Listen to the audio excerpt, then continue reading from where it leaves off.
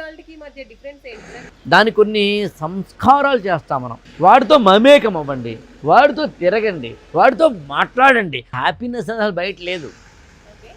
Happiness అనేది ఇన్నరే ఉంది. ప్రపంచంలో ఇన్ని రకాలుగా ఉన్నాయని చెప్పినట్టుగానే ఇది కూడా ఒక రకం. సార్, గోవులు అనగానే ఏమనుకుంటారు అంటే ఒక రిలీజన్కి సంబంధించిన వాళ్ళే పూజిస్తారు కాబట్టి ఆ సంబంధించిన వాళ్ళకే సంబంధించింది అని. కానీ రిలీజన్కి స్పిరిచువాలిటీకి మధ్య డిఫరెన్స్ ఏంటి సార్? ఇప్పుడు గోవు నుంచి వచ్చే అన్ని ఐటమ్స్ ప్రతి హ్యూమన్ బీయింగ్కి ఉపయోగపడుతూ ఉంటాయి కాబట్టి దీన్ని యాజ్ ఏ రిలీజియన్కి సంబంధించిన ఒక స్పిరిచువాలిటీకి సంబంధించిన దానిలాగా చూడొద్దని నా ఉద్దేశం. ఇక్కడ ఏంటి అవుతుందంటే రిలీజియన్ అన్నప్పుడు మనం పూజలు, వ్రతాలు, యజ్ఞాలు, యాగాలు, క్రతువులు ఇట్లాంటి వాటన్నిటితోటి కూడిన దాన్ని మనం ఏమని చెప్తామంటే మతము అని చెప్తాం. గుడికి వెళ్ళడం, పూజలు చేయడం, ఇతర ఉపవాసాలు కావచ్చు, మరొకటి కావచ్చు. అంటే మతము అనే దాంట్లో ఫిజికల్గా కనిపించే భౌతికపరమైన అంశాలు ఉంటాయని తాత్పర్యం. అంటే ఇదే ఆవుల గురించి మన ఇద్దరం ఇవి లేనప్పుడు మాట్లాడుతున్నప్పుడు ఎక్కడో మన ఇద్దరిది ఒక మంచి హాల్లో కూర్చొని మాట్లాడుతున్నప్పుడు అప్పుడు ఇవి ఫిజికల్గా కనిపించట్లేదు. కానీ ఇక్కడ కూర్చొని మనం మాట్లాడుతున్నప్పుడు ఇది ఆవు, ఇది సోన్సో, ఇది సోన్సో అంటున్నప్పుడు ఎలాగైతే ఉందో అట్లా ఫిజికల్గా కనిపించేది ఏదైనా కూడా మతంలోకి వస్తుంది. దాన్ని బ్రాడర్గా చెప్పినప్పుడు, మైన్యూట్గా చెప్పినప్పుడు మనం ఎలా జీవించాలి, ఏ విధంగా ఉండాలి లాంటి వాటికి సంబంధించి పుట్టుక నుంచి చావు వరకు ఉన్న ప్రతిదీ మతంలోకి వస్తుంది. అందులో మనం పుట్టినప్పుడు మామూలుగా దానికి ఒకరు పుట్టాడు వెంటనే కావట్లే కదా. దానికి కొన్ని సంస్కారాలు చేస్తాం మనం. బారసాల లాంటివి కావచ్చు, అన్నప్రాసన లాంటివి కావచ్చు, మరొకటి కావచ్చు. బొడ్డుతాడుతో మొదలుకొని అనేక చేస్తాం. చనిపోయినప్పుడు కూడా వదిలేస్తున్నాం మనం. లేదే చనిపోయిన వాళ్ళని మనం దహన సంస్కారాలు చేస్తున్నాం, అంత్యేష్టి క్రియలు అంటున్నాం, అంతిమ సంస్కారాలు అంటున్నాం. అక్కడ సంస్కారం అనే పదం వాడుతున్నాం.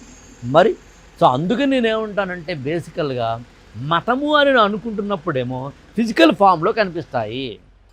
అదే స్పిరిచువాలిటీ అంటే నాన్ ఫిజికల్ ఫామ్.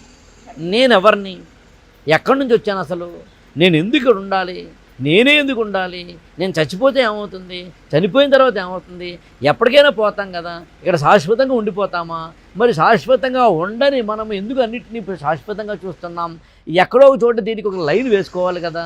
ఆ స్వార్థానికిను నిస్వార్థానికి మధ్యలో రేఖ ఎలా గీయాలి, త్యాగానికిను స్వార్థానికి మధ్యలో రేఖ ఎలా గీయాలి, అసలు మనిషిగా బతకడం అంటే ఏంటి, ప్రతి వ్యక్తిలోనూ కూడా మనం దైవత్వాన్ని చూడాలంటే ఏం చేయాలి, ఇలాంటి వాటన్నిటిని ఆలోచించడాన్ని స్పిరిచువాలిటీ అంటాం. నేనేమంటానంటే ఒక ఆవుకు సంబంధించి ఇప్పుడు మనం ఒక ఆవు ఆశ్రమంలో ఉన్నాం. ఇక్కడ వీటిని చూస్తున్నప్పుడు నేనైతే ఏమంటానంటే ఆవులండి ఉన్నాయండి, దానికి వచ్చి ఏదో మేత వేసి దాణా వేసి ఇలా చేయడం కాకుండా ఒక రోజంతానో పూటంతానో గంటంతానో వీటితో స్పెండ్ చేయండి. వాడితో మమేకం అవ్వండి, వాడితో తిరగండి, వాడితో మాట్లాడండి. కొత్త ప్రపంచాన్ని చూస్తావు నువ్వు. ఒకసారి కొత్త ప్రపంచాన్ని చూసిన తర్వాత నీకు ఉన్న ప్రపంచంలో కంపారిజన్ వచ్చి దీనికైనా అదే బాగుంది రాబోయ్ అనిపిస్తుంది. అందుకు నేను ఎప్పుడు కూడా ఏమంటానంటే మనం ఉన్న జీవితంలో మనకు అనుకుంటున్న మన జీవితాల తాలూకు అంశాలలో భాగంగా ఏదో ముళ్ళు వేసుకుంటూ కింద మీద పడుతూ ఉంటాం. కాబట్టి అలా కాకుండా ఉండేందుకు ఇగో ఇలా వచ్చి వీటితో స్పెండ్ చేసి ఒకటే కాదు, ఈ వీడియోలో మనం దీన్ని చూపిస్తున్నాం, వాటితో స్పెండ్ చేసినప్పుడు మనకి ఏమవుతుందంటే we will get more energy అన్నది నా ఉద్దేశం. అయితే ఇప్పుడు ఇలా మనం మాట్లాడినప్పుడు కొంతమంది అనొచ్చు అంటే ఇలా ఉంటేనే హ్యాపీనెస్ ఉంటుందా, ఇలా ఉంటేనే ఇవన్నీ చేస్తేనే హెల్దీగా ఉంటాం. కొంతమందికి ఎస్ లైఫ్లో మనకు అన్ని యాక్టివిటీస్ ఎలా చేసుకుంటామో అలా డైలీ ఒక 1 అవర్ అయితే టైం ఉంటే టెరెస్ గార్డెన్, లేదంటే ఇంటి చుట్టూ మొక్కలు, లేదంటే ఇంకో 1 అవర్ ఇలా ఆవుల దగ్గరికి రావడం, ఎవరి ఇష్టం వాళ్ళు. కానీ కొంతమంది ఏమంటారు ఇలా చేస్తారు, నాకు ఫుల్ బిజీగా ఉంటాయి, నాకు ఇక్కడ టైం ఉంటుంది, నేను చేయలేను. కానీ అలా చేస్తేనే టైం అంటే వీటన్నిటికీ నేచర్కి మనం కేటాయిస్తేనే హ్యాపీగా ఉంటాము అనే డౌట్ కూడా వస్తుంది. అది నేనే ఉంటానంటే హ్యాపీనెస్ అనేది బయట లేదు. హ్యాపీనెస్ అనేది ఇన్నరే ఉంది. కాబట్టి అసలు ప్రపంచంలో ఎక్కడ అలాగే రోల్ మోడల్స్ కూడా లేవంటాను నేను. అంటే ఇదే రోల్ మోడల్. అందుకని నేను మామూలుగా ఎప్పుడు ఏమని చెప్తానంటే ఈ ప్రపంచంలో అబ్దుల్ కలాం ఉన్నారు, ఆర్జీవి ఉన్నారు. ఇద్దరిది వేరు రూట్లు కావచ్చు, ఇంకోటి కావచ్చు. ఎవరు ఏ రూట్ వెళ్ళాలని వాళ్ళ ఇష్టం కావచ్చు. మనం ఈ రూట్లో వెళ్ళండి, ఆ రూట్లో వెళ్ళొద్దని జడ్జిమెంటల్గా ఎప్పుడు ఉండకూడదు. నేను ఎప్పుడు జడ్జిమెంట్గా ఉండమని అన్నాను. అంటే అనాథాశ్రమానికి వెళ్ళిన వాళ్ళందరూ కూడా త్యాగమూర్తులు, లేదా ఇలా గోవాశ్రమానికి వచ్చిన వారు ఎవరైనా ఉంటే వారు మహోన్నతమైన తమ జీవితాన్ని పునీతం చేసేసుకుంటున్నారు, అదేం కాదు. నేను ఎప్పుడు అలా అన్నాం. అలాగే గుళ్ళోకి వెళ్ళి అరటిపళ్ళు దేవుడి విగ్రహం దగ్గర పెట్టి బయట ఉన్న పేదవాళ్ళకి ఒక్క పండు కూడా పెట్టని వాడేమో వేస్ట్, వాడేమో రాతి హృదయుడు, వాడికి అసలు ఏ విధమైన మానవత్వము లేదు అన్నది తప్పే.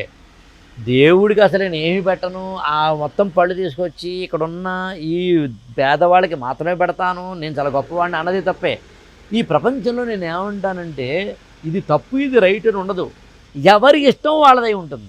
ఎవరు ఎలా బతకాలో అలా బతుకుతారు. మనలాంటి వాళ్ళు ఏం చేస్తామంటే, ముఖ్యంగా నేను ఏం చేస్తానంటే ఒక మోడల్స్ మాత్రం చూపిస్తాను. ఇదిగో ఇలా కూడా బతకచ్చు, ఇదిగో ఇలా కూడా బతకచ్చు, ఇదిగో ఇలా కూడా బతకచ్చు. ఇప్పుడు మనం ఈ ఆశ్రమంలో ఉన్నాం, ఇక్కడ ఆవు పేడతోటి పీటలను తయారు చేశారు. ఆవు పేడతోటి ఎవరిని చూపిస్తాను మీకు. ఆవు పేడతోటి సెల్ ఫోన్ స్టాండ్ తయారు చేశారు.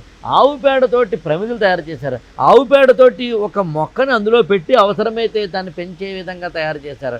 సో ఇలా కూడా ఉంది ఆ ప్రపంచంలో. మనం చూస్తున్న ఈ ప్రపంచంలో ఒక టీ హబ్ని చూస్తున్నాము, లేకపోతే పెద్ద పెద్ద సైబర్ టవర్స్ చూస్తున్నాము, లేకపోతే అసలు ఇక్కడ నుంచి ఒక ఈమెయిల్ పంపిస్తుంటే ఎక్కడికో వెళ్తుంది అది ఈమెయిల్. అలా వెళుతున్నది అది కూడా ఆశ్చర్యపోయే విషయమే. ఒకప్పుడు అనుకోలేదు ఎవరికైనా లెటర్ రాయాలి మనం, ఇవాళ అలా కాదు. సో అనేక రకాలుగా టెక్నాలజీ మారినట్టుగానే ప్రపంచంలో ఇన్ని రకాలుగా ఉన్నాయని చెప్పినట్టుగానే ఇది కూడా ఒక రకం. దీన్ని కూడా చూద్దాం. ఎక్కడ ఎప్పుడు ఏది నీకు ఆనందాన్ని ఇస్తుందో దాంట్లో వెళ్ళు. నేను అప్పుడు యాక్చువల్గా నువ్వు ఆ డౌట్ అడగాలి అట్టినప్పుడు. మరి అట్టినప్పుడు మరి మందు కొట్టేవాడు మాత్రం తప్పేంటి సార్? తప్పేం కాదు, కానీ సమాజంలో అందరినీ ముందేసుకుని ఒక 10 మందిని శాంపిల్ తీసుకొని ఆ 10 మందిలో 6 వేస్తున్నా సరే మందు కొట్టడం మంచిదే సార్, 6 వేస్తున్నా సరే అది మంచిదే అంటారా? అనగలరా? నీ ఆరోగ్యాన్ని పాడు చేస్తుందని విషయం తెలిసి నీ ఆరోగ్యాన్ని పాడు చేసే దానికి సంబంధించి నీ లివర్ను సిగరెట్ కాలిస్తే లంగ్ను పాడు చేస్తుందని తెలిసిన తర్వాత అది అద్భుతం సార్ ఎలా అనగలుగుతావు నువ్వు? వ్యసనమా, అలవాట, ఎంజాయ్మెంటా, జాయ్ఫుల్ నాకు వేరే విషయం, బట్ తప్పుని మాత్రం చెప్పచ్చు.